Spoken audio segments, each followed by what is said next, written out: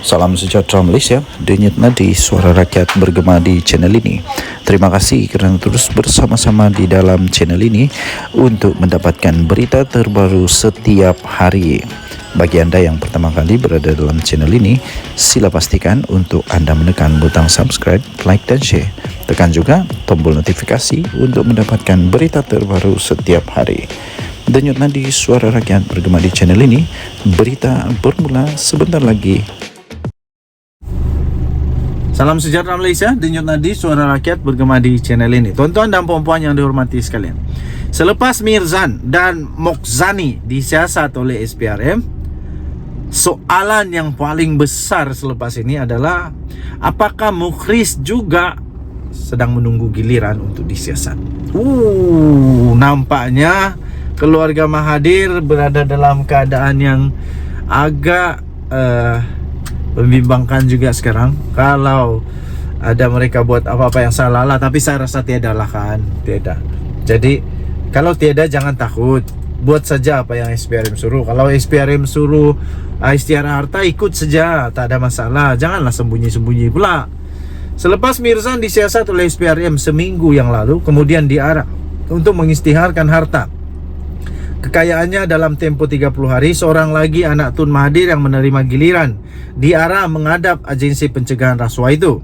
Kali ini pula ialah giliran Mokhzani Mahathir yang terpaksa pergi ke pejabat SPRM semalam untuk disiasat, dipercayai berhubung pengisytiharan harta. Menurut laporan media, Mokhzani disiasat mengikut Akta SPRM 2009 dan Akta Pencegahan Pengubahan Wang Haram, Pencegahan Pembiayaan Keganasan dan hasil daripada aktiviti haram 2001 atau AMLA TFPUAA.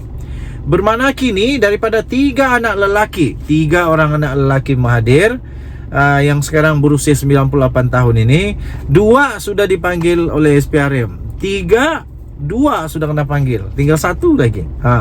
Hanya Mukhris Mahathir yang belum diberi giliran untuk pergi ke pejabat SPRM.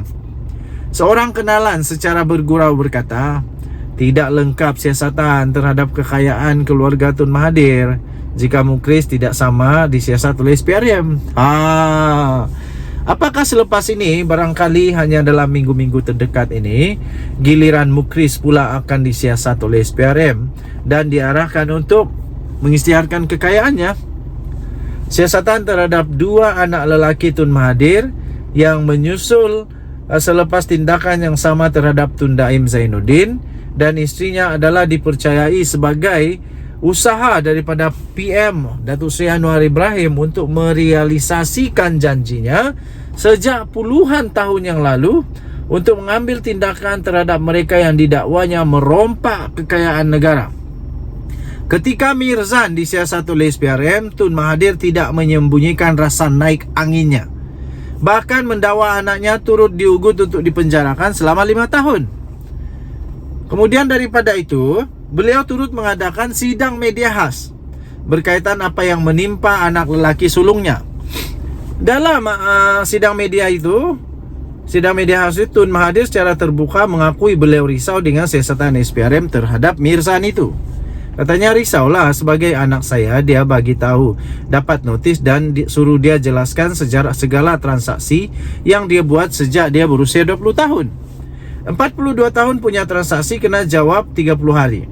Dia kena tanya bank, Petronas dan lembaga hasil dalam negeri korek pejabat dia sebab kena tunjuk bahan bukti. Ujar Tun Mahathir lagi. Memanglah, benda bukan kecil. Kalau beratus juta, bilion kan? Memanglah. Seterusnya beliau mendakwa tindakan SPRM itu sebagai tidak masuk akal dan lebih berupa pengumpulan bukti bagi mendakwa dirinya ke mahkamah. Apa yang tidak masuk akal? Jadi macam mana yang masuk akal, Mahathir?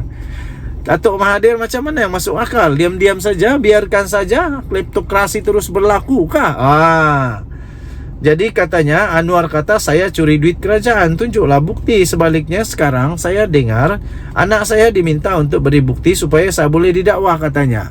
Kalau tak ada apa-apa masalah kamu dengan anak kamu, nak takut apa? Tapi kalau ada, memanglah. Yang jelas sekarang diam tak diam, 2 daripada 3 anak lelaki Tun Mahathir sudah pun dipanggil untuk disiasat, dan tidak mustahil semua mereka juga bakal berdepan pendakwaan di mahkamah tidak lama lagi. Semua yang berlaku ini, satu yang pasti, suhu darah dan angin dalam badan Tun Mahathir tentunya terus menaik bertambah tinggi lagi. Mungkinkah satu lagi sidang media khas bakal diadakan? Bagaimana agaknya keadaan suhu darah dan angin dalam badan Tun Mahathir jika akhirnya semua anak lelakinya, bahkan anak termasuk anak perempuannya juga akan disiasat oleh SPRM? Ditulis oleh Sabudin Husin 27 hari bulan Januari 2024. Denyut Nadi, suara rakyat bergema di channel ini. Kita jumpa lagi, bye bye. Salam sejahtera Malaysia, Denyut Nadi, suara rakyat bergema di channel ini. Nampaknya satu demi satu berita buruk untuk Daim Zainuddin. Pertuduhan terhadap Daim Zainuddin yang telah dilakukan pada hari kemarin nampaknya mungkin bukan yang terakhir, ya tuan-tuan dan puan-puan yang dihormati sekalian. Disahkan bahawa pertuduhan semalam itu mungkin bukan yang terakhir. Jadi mimpi ngeri, karma, balasan kepada Daim Zainuddin kalau dia ada buat salah bakal akan menimpa dirinya lagi. Kalau ada dia buat salah, kalau dia tak buat salah, tak payah risau, tak payah takut, pasti kebenaran akan muncul juga. Tapi kalau memang ada kesalahan, memang ada unsur-unsur jenayah, memang dia perlu risaulah. Pertuduhan terhadap Daim semalam mungkin bukan yang terakhir.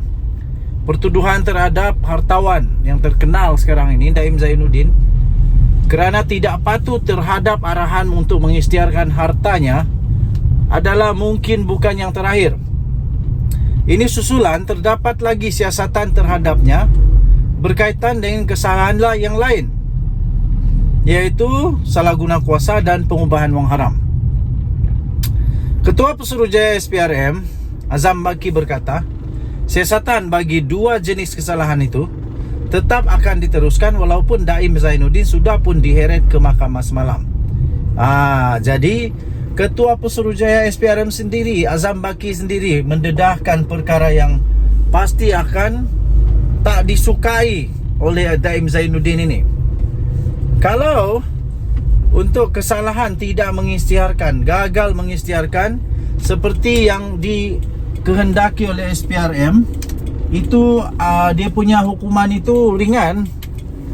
Mungkin ringan kerana dendanya pun kalau setakat 100,000 tu bagi saya mungkin bagi Daim Zainuddin kerana dia cukup kaya. Kalau setakat 100,000 tu tak ada masalah kot. Tapi untuk kesalahan yang lain, kalau dia didapati bersalah untuk pengubahan wang haram dan salah guna kuasa, itu adalah kesalahan yang jauh lebih serius daripada hanya gagal mengisytiharkan harta seperti yang dikehendaki oleh SPRM. Jadi kalaulah dia pula terkena dengan salah guna kuasa dan pengubahan wang haram, itu satu perkara yang amat sedih, amat menakutkan, dan pasti tak disukai oleh Daim Zainuddin. Menurut skop siasatan terhadap Daim itu dibuat di bawah Section 23, ya. Section 23 Akta SPRM 2009, yaitu salah guna kuasa untuk suapan, dan Section 4/1 Akta Pencegahan Pengubahan wang haram, pencegahan pembiayaan keganasan dan hasil daripada aktiviti haram 2001, yaitu pengubahan wang haram. Katanya selepas pertuduhan semalam,